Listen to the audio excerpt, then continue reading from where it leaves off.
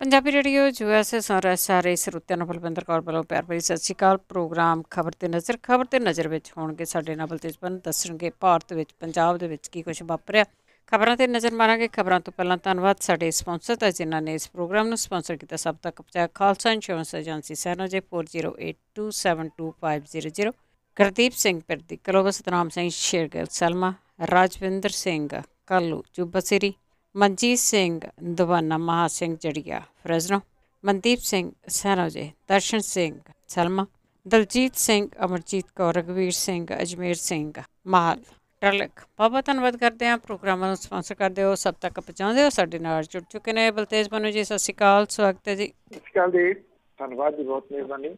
ਤਾਂ ਜੀ ਗੱਲ ਕਰਦੇ ਹਾਂ ਚੀਨ ਅਤੇ ਭਾਰਤ ਦੀ ਸਰਹੱਦ ਦੇ ਉੱਤੇ ਜੋ ਕੁਛ ਚੱਲ ਰਿਹਾ ਆ। ਫੌਜ ਦੇ ਮੁਖੀ ਨੇ ਵੀ ਮੰਨਿਆ ਕਿ ਉੱਥੇ ਤਣਾਅ ਜਾਰੀ ਹੈ। ਉਹ ਪਹਿਲੀ ਤਾਂ ਗੱਲ ਇਹ ਜੀ ਕਿ ਸਰਕਾਰ ਪਹਿਲਾਂ ਨਹੀਂ ਜਿਹੜੀ ਜੀ ਉਹ ਮੰਨਦੀ ਰਹੀ। ਅੱਜ ਇਹ ਹੈ ਕਿ ਅੱਜ ਸਰਕਾਰ ਜਿਹੜੀ ਆ ਉਹ ਮੰਨੀ ਕਿ ਸਰਕਾਰ ਅਜੇ ਨਹੀਂ, ਪਰ ਫੌਜ ਨੇ ਜਿਹੜਾ ਜੀ ਉਹ ਮੰਨਿਆ ਕਿ ਜਿਹੜੇ ਹਾਲਾਤ ਨੇ ਉਹ ਸੁਖਾਵੇਂ ਨਹੀਂ ਭਾਰਤ ਤੇ ਚੀਨ ਦੀ ਜਿਹੜੀ ਸਰਹੱਦ ਹੈ ਉਹਦੇ ਉੱਤੇ। ਔਰ ਇਹ ਕਿਸੇ ਹੋਰ ਨੇ ਨਹੀਂ ਬਲਕਿ ਫੌਜ ਦੇ ਮੁਖੀ ਜਿਹੜੇ ਨੇ ਉਹਨਾਂ ਨੇ ਇਹ ਗੱਲ ਜਿਹੜੀ ਮੰਨੀ ਹੈ। MM ਨਰਵਾਣੇ ਜਿਹੜੇ ਉਹਨਾਂ ਨੇ ਇਹ ਗੱਲ ਕਹੀ ਹੈ ਕਿ ਪੂਰਬੀ ਲੱਦਾਖ ਦੇ ਵਿੱਚ ਅਸਲ ਕੰਟਰੋਲ ਰੇਖਾ ਦੇ ਤੇ ਚੀਨ ਦੇ ਨਾਲ ਜਿਹੜੀ ਤਲਖੀ ਹੈ ਇਹਦੇ ਉੱਤੇ ਨਜ਼ਰਸਾਨੀ ਕਰਨ ਤੋਂ ਬਾਅਦ ਉਹਨਾਂ ਨੇ ਇਹ ਕਿਹਾ ਕਿ ਜਿਹੜੀ ਫੌਜ ਹੈ ਉਹ ਚੌਕਸ ਹੈ ਕਿਸੇ ਵੀ ਹਾਲਾਤ ਤੇ ਟੱਕਰੇ ਦੇ ਵਾਸਤੇ। ਔਰ ਜਿਹੜੀ ਲੱਦਾਖ ਗਏ ਜਿਹੜੇ ਜਨਰਲ ਨਰਵਾਣੇ ਨੇ ਉਹਨਾਂ ਨੇ ਇਹ ਗੱਲ ਜਿਹੜੀ ਕਹੀ ਹੈ ਕਿ LAC ਤੇ ਹਾਲਾਤ ਜਿਹੜੇ ਉਹ ਤਣਾਅਪੂਰਨ ਹੈ, ਪਰ ਸਰਹੱਦ ਤੇ ਤਾਇਨਾਤ ਫੌਜੀ ਬੁਲੰਦ ਹੌਸਲਿਆਂ ਦੇ ਵਿੱਚ ਨੇ, ਉਹ ਕਿਸੇ ਵੀ ਹਾਲਤ ਨਾਲ ਸਿੱਝਣ ਤੇ ਫੌਜ ਦੇ ਦੇਸ਼ ਦਾ ਜਿਹੜਾ ਜੀ ਉਹ ਫੌਜ ਜਿਹੜਾ ਉਹ ਦੇਸ਼ ਦਾ ਸਿਰ ਉੱਚਾ ਕਰਨ ਦੇ ਵਾਸਤੇ ਜਿਹੜਾ ਜੀ ਉਹ ਤਿਆਰ ਹੈ। ਇਹ ਸਵਾਲ ਜਿਹੜਾ ਜੀ ਇਹ ਹੈ ਕਿ ਜਿਹੜਾ ਪਹਿਲਾਂ ਸਰਕਾਰ ਨੇ ਨਹੀਂ ਜਿਹੜਾ ਜੀ ਉਹ ਬੰਨਿਆ ਕਿ ਇੱਥੇ ਕੋਈ ਕਿਸੇ ਕਿਸਮ ਦੀ ਘੁਸਪੈਠ ਜਿਹੜੀ ਉਹ ਹੋਈ ਹੈ। ਉਹ ਇਹੀ ਕਹਿੰਦੇ ਰਹੇ ਕਿ 1 ਇੰਚ ਵੀ ਜਿਹੜਾ ਜੀ ਨਹੀਂ ਆਏ। ਪੂਰਬੀ ਲੱਦਾਖ ਤੋਂ ਬਾਅਦ ਪੈਂਗੋਂਗ ਝੀਲ ਦੇ ਉੱਤੇ ਜਿਸ ਤਰੀਕੇ ਦੇ ਨਾਲ ਚਾਈਨਾ ਅੱਗੇ ਜਿਹੜਾ ਜੀ ਉਹ ਵਧਿਆ, ਹੁਣ ਜਿਹੜਾ ਜੀ ਇਹ ਫੌਜ ਨੂੰ ਮੰਨਣਾ ਜਿਹੜਾ ਜੀ ਉਹ ਪਿਆ। ਇਹ ਵੀ ਕਿਹਾ ਜਾ ਰਿਹਾ ਕਿ ਜਿਹੜੀ ਚੀਨ ਦੀ ਪਹਿਲ ਦੇ ਉੱਤੇ ਰੱਖਿਆ ਮੰਤਰੀ ਜਿਹੜੇ ਕਿ ਰਸ਼ੀਆ ਗਏ ਹੋਏ ਆ ਮਾਸਕੋ ਦੇ ਵਿੱਚ, ਉੱਥੇ ਜਿਹੜੇ ਉਹਨਾਂ ਦੇ ਨਾਲ ਮੁਲਾਕਾਤ, ਚੀਨ ਦੇ ਰੱਖਿਆ ਮੰਤਰੀ ਦੇ ਨਾਲ ਮੁਲਾਕਾਤ ਉਹਨਾਂ ਦੀ ਹੋਈ ਹੈ। ਇਹਦੇ ਵਿੱਚ ਉੱਥੋਂ ਦੇ ਜਿਹੜੇ ਭਾਰਤੀ ਸਫੀਰ ਸੀਗੇ ਉਹ ਵੀ ਸ਼ਾਮਲ ਸੀਗੇ। ਚਾਈਨਾ ਦੇ ਜਿਹੜੇ ਰੱਖਿਆ ਮੰਤਰੀ ਨੇ ਵੀ ਫੈਗ ਉਹਦੇ ਨਾਲ ਇਹ ਮੁਲਾਕਾਤ ਜਿਹੜੀ ਆ ਉਹ ਹੋਈ ਆ। ਇਹ ਕਿਹਾ ਜਾ ਰਿਹਾ ਹੈ ਕਿ ਚਾਈਨਾ ਨੇ ਇਹਦੀ ਅਪਰੋਚ ਕੀਤੀ ਸੀਗੀ ਕਿ ਜਦੋਂ ਦੋਨੋਂ ਰੱਖਿਆ ਮੰਤਰੀ ਇਸ ਵੇਲੇ ਰਸ਼ੀਆ ਦੇ ਵਿੱਚ ਨੇ, ਮਾਸਕੋ ਦੇ ਵਿੱਚ ਨੇ, ਤੇ ਉਹ ਉਹਨਾਂ ਨੂੰ ਮਿਲਣਾ ਚਾਹੁੰਦੇ ਨੇ, ਇਹ ਤੁਰੰਤ ਇੰਤਜ਼ਾਮ ਜਿਹੜਾ ਵੀ ਉਹ ਫਿਰ ਕੀਤਾ ਗਿਆ। ਦੋਨਾਂ ਦੀ ਮੁਲਾਕਾਤ ਜਿਹੜੀ ਉਹ ਹੋਈ। ਇਹੀ ਆ ਜੇ ਕਿਤੇ ਮਾੜੇ ਧੀੜੇ ਨਾ ਹੁੰਦਾ ਤੇ ਉਦੋਂ ਉਹਨਾਂ ਨੇ ਕਹਿਣਾ ਅਸੀਂ ਗੱਲਬਾਤ ਜਿਹੜੀ ਜੀ ਉਹ ਨਹੀਂ ਕਰਦੇ, ਏਦਾਂ ਗੱਲਬਾਤ ਨਹੀਂ ਹੁੰਦੀ। ਪਰ ਇੱਥੇ ਜਿਹੜੀ ਜੀ ਉਹ ਗੱਲਬਾਤ ਸੀ ਝੱਕ ਦੇਣੀ ਹੋਊਗੀ। ਚੰਗੀ ਗੱਲ ਹੈ ਜਿਹੜੀ ਉਹ ਗੱਲਬਾਤ ਹੋਈ ਹੈ। ਉਧਰ ਭਾਰਤ ਤੇ ਚੀਨ ਕਮਾਂਡਰਾਂ ਦੇ ਵਿਚਾਲੇ ਵੀ ਜਿਹੜੀ ਹੈ ਜੀ ਉਹ ਗੱਲਬਾਤ ਜਾਰੀ ਹੈ। ਇਹ ਚੂਸ਼ੂ ਦੇ ਵਿੱਚ ਜਿਹੜਾ ਸਰਹੱਦੀ ਪੁਆਇੰਟ ਹੈ ਉੱਥੇ ਇਹ ਗੱਲਬਾਤ ਹੋਈ ਹੈ, ਪਰ ਇਹਦੇ ਅਜੇ ਕਿਸੇ ਕਿਸਮ ਦੇ ਕੋਈ ਨਤੀਜੇ ਜਿਹੜੇ ਉਹਨਾਂ ਦੇ ਬਾਰੇ ਦੇ ਵਿੱਚ ਕੋਈ ਜਿਹੜੀ ਨਹੀਂ ਸਾਹਮਣੇ ਲਿਆਂਦੀ ਗਈ। ਹਾਂ, ਪਹਿਲੇ ਜਿੰਨੇ ਗੇੜ ਹੋਏ ਨੇ ਉਹ ਸਾਰੇ ਤਕਰੀਬਨ ਜਿਹੜੇ ਜੀ ਉਹਦੇ ਵਿੱਚ ਕੋਈ ਤਣ ਪੱਤਣ ਗੱਲ ਜਿਹੜੀ ਜੀ ਉਹ ਨਹੀਂ ਲੱਗੀ, ਕਿਉਂਕਿ ਚਾਈਨਾ ਜਿਵੇਂ ਇਹਨਾਂ ਖੇਤਰਾਂ ਦੇ ਵਿੱਚ ਮੂਹਰੇ ਆ ਗਿਆ, ਉਹ ਕਿਸੇ ਵੀ ਹਾਲਤ ਦੇ ਉੱਤੇ ਇਹ ਸ਼ਰਤ ਮੰਨਣ ਨੂੰ ਤਿਆਰ ਨਹੀਂ ਕਿ ਉਹ ਪਿੱਛੇ ਹਟੇ, ਕਿਉਂਕਿ ਉਹਦਾ ਜਿਹੜਾ ਮਕਸਦ ਹੈ ਉਹ ਇੱਥੋਂ ਜਿਹੜੀ ਐਕਚੁਅਲੀ ਉਹ ਜਿਹੜੀ ਸੜਕ ਬਣਾ ਰਿਹਾ ਉਹ ਇਸ ਕਰਕੇ ਬਹੁਤ ਸਿਸਟੇਮੈਟਿਕਲੀ ਅੱਗੇ ਜਿਹੜਾ ਜੀ ਉਹ ਵਧਿਆ। ਬਹੁਤੀ ਵਾਰੀ ਚਾਈਨਾ ਜਿਹੜਾ ਕੀ ਕਰਦਾ ਸੀਗਾ ਕਿ 10 ਸਟੈਪ ਅੱਗੇ ਆਇਆ, ਰੌਲਾ ਗੌਲਾ ਜਿਹੜਾ ਜੀ ਉਹ ਪੈ ਗਿਆ, ਉਹ 6 ਸਟੈਪ ਪਿੱਛੇ ਚਲੇ ਗਿਆ। ਇਹ ਉਹਦਾ ਸਟਾਈਲ ਹੈ। ਪਰ ਇਸ ਵਾਰੀ ਇਹਨਾਂ ਦੋਨਾਂ ਸਾਈਡਾਂ ਦੇ ਉੱਤੇ, ਚਾਹੇ ਪੂਰਬੀ ਲੱਦਾਖ ਹੈ ਚਾਹੇ ਪੈਂਗੋਂਗ ਵਾਲਾ ਮਾਮਲਾ, ਉਹ ਉੱਥੇ 10 ਸਟੈਪ ਨਹੀਂ ਉਹ ਕਈ ਸਟੈਪ ਜਿਹੜੇ ਵੀ ਮੂਹਰੇ ਆ ਗਿਆ। ਤੇ ਇਸ ਵਾਰੀ ਉਹ ਗੱਲਬਾਤ ਦੇ ਰਾਹੀਂ 1 ਸਟੈਪ ਵੀ ਪਿੱਛੇ ਮੁੜਨ ਦੇ ਵਾਸਤੇ ਜਿਹੜਾ ਉਹ ਤਿਆਰ ਨਹੀਂ ਹੈ ਜੀ। ਅੱਗੇ ਸਮੇਤ ਸੈਣੀ ਦੀ ਜੇ ਗੱਲ ਕਰੀਏ, ਉਸ ਦੀ ਗ੍ਰਿਫਤਾਰੀ ਲਈ ਥਾਂ ਛਾਪੇ। ਦੇਖੋ, ਜਿਹਦੇ ਕੋਲ Z+ ਸਿਕਿਉਰਿਟੀ ਆ ਉਹ ਸਾਰੀ ਛੱਡ ਕੇ ਇੱਥੋਂ ਰੂਪੋਸ਼ ਜਿਹੜਾ ਉਹ ਹੋ ਗਿਆ। ਇਹ ਕੰਟੈਂਪਟ ਆਫ ਕੋਰਟ ਹੈ, ਕਿਉਂਕਿ ਜਿਹੜੀ ਉਹਨੂੰ ਰਾਹਤ ਮਿਲੀ ਹੋਈ ਸੀ ਹਾਈ ਕੋਰਟ ਤੋਂ ਕਿ ਜੇ ਉਹਨੂੰ ਗ੍ਰਿਫਤਾਰ ਕਰਨਾ ਤੇ 3 ਦਿਨ ਦਾ ਜਿਹੜਾ ਜੀ ਉਹ ਨੋਟਿਸ ਦਿਓ, ਜਿਹੜਾ ਕਿ ਦਿੱਤਾ ਗਿਆ ਸੀਗਾ ਉਹਨੂੰ, ਉਹ ਪਹਿਲਾਂ ਹੀ ਜਿਹੜਾ ਜੀ ਉਹ ਸਮਾਪਤ ਹੋ ਗਿਆ ਸੀ। ਪਰ ਉਹਦੇ ਵਿੱਚ ਕਲੌਜ਼ ਸੀਗੀ, ਜਿਹੜੀ ਕਲੌਜ਼ ਸੀ ਉਹਦੇ ਵਿੱਚ ਇਹ ਅਦਾਲਤ ਨੇ ਹੁਕਮ ਕੀਤਾ ਹੋਇਆ ਸੀਗਾ ਕਿ ਸਮੇਧ ਸੈਣੀ ਸ਼ਹਿਰ ਛੱਡ ਕੇ ਨਹੀਂ ਜਾਊਗਾ, ਬਿਨਾਂ ਅਦਾਲਤ ਨੂੰ ਦੱਸੇ ਤੇ ਨਹੀਂ ਜਾਊਗਾ। ਨਾ ਉਹਨੇ ਅਦਾਲਤ ਨੂੰ ਜਿਹੜਾ ਜੀ ਉਹ ਦੱਸਿਆ ਤੇ ਨਾ ਉਹ ਸ਼ਹਿਰ ਵਿੱਚ ਮੌਜੂਦ ਹੈ। ਉਹ ਕਿੱਥੇ ਗਿਆ ਇਹ ਨਹੀਂ ਕੁਝ ਵੀ ਜਿਹੜਾ ਜੀ ਉਹ ਪਤਾ। ਇੰਨਾ ਕੁ ਪਤਾ ਲੱਗਿਆ ਕਿ ਪੁਲਿਸ ਦੀਆਂ 7 ਦੇ ਕਰੀਬ ਟੀਮਾਂ ਜਿਹੜੀਆਂ ਉਹ ਬਣੀਆਂ ਨੇ, ਉਹਨਾਂ ਨੇ ਚੰਡੀਗੜ੍ਹ, ਪੰਜਾਬ, ਹਰਿਆਣਾ, ਹਿਮਾਚਲ ਪ੍ਰਦੇਸ਼, ਦਿੱਲੀ ਤੇ ਜੰਮੂ ਕਸ਼ਮੀਰ ਦੇ ਕੁਝ ਏਰੀਆਜ਼ ਦੇ ਵਿੱਚ ਛਾਪੇ ਮਾਰੇ ਆ। ਅਜੇ ਤੱਕ ਸਮੇਧ ਸੈਣੀ ਦੀ ਮੌਜੂਦਗੀ ਦੇ ਬਾਰੇ ਪੁਲਿਸ ਨੂੰ ਕੋਈ ਠੋਸ ਪਤਾ ਨਹੀਂ ਲੱਗਿਆ। ਉਹਦਾ ਮੋਬਾਈਲ ਫੋਨ ਬੰਦ ਹੈ। ਸਾਬਕਾ ਪੁਲਿਸ ਮੁਖੀ ਸਮੇਧ ਸੈਣੀ ਦੀ ਪੈੜ ਨੱਪਣ ਲਈ ਪੁਲਿਸ ਜਿਹੜੀ ਆ ਉਹ ਫੋਨ ਦੀਆਂ ਲੋਕੇਸ਼ਨਾਂ ਦਾ ਪਿੱਛਾ ਕਰ ਰਹੀ ਹੈ। ਜਾਂ ਤਾਂ ਇਹ ਆ ਕਿ ਉਹ ਕਿਤੇ ਵਿੱਚੋਂ ਔਨ ਕਰਦਾ, ਜਿਹਦੇ ਕਰਕੇ ਇਹ ਜਿਹੜਾ ਜੰਮੂ ਕਸ਼ਮੀਰ ਦਾ ਏਰੀਆ ਉੱਥੇ ਵੀ ਛਾਪੇਮਾਰੀ ਜਿਹੜੀ ਆ ਉਹ ਕੀਤੀ ਗਈ ਹੈ। ਇੰਟਰਸਟਿੰਗਲੀ ਜਿਹੜਾ ਇਹ ਅਦਾਲਤ ਹੈ ਜੀ, ਉਹਦੇ ਵਿੱਚ ਦੂਜੀ ਵਾਰੀ, ਪਹਿਲਾਂ ਤਾਂ ਇੱਕ ਇਹਨੇ ਪਟੀਸ਼ਨ ਪਾਈ ਹੋਈ ਸੀਗੀ ਜਿਹੜੀ ਕੁਐਸ਼ਨਿੰਗ ਦੇ ਵਾਸਤੇ ਸੀਗੀ ਕਿ ਇਹ ਕੇਸ ਖਤਮ ਕੀਤਾ ਜਾਵੇ, ਕਿਉਂਕਿ ਸੁਪਰੀਮ ਕੋਰਟ ਨੇ ਇਸ ਮਾਮਲੇ ਦੇ ਉੱਤੇ ਪਹਿਲਾਂ ਹੀ ਰੋਕ ਜਿਹੜੀ ਉਹ ਲਾਈ ਹੋਈ ਆ।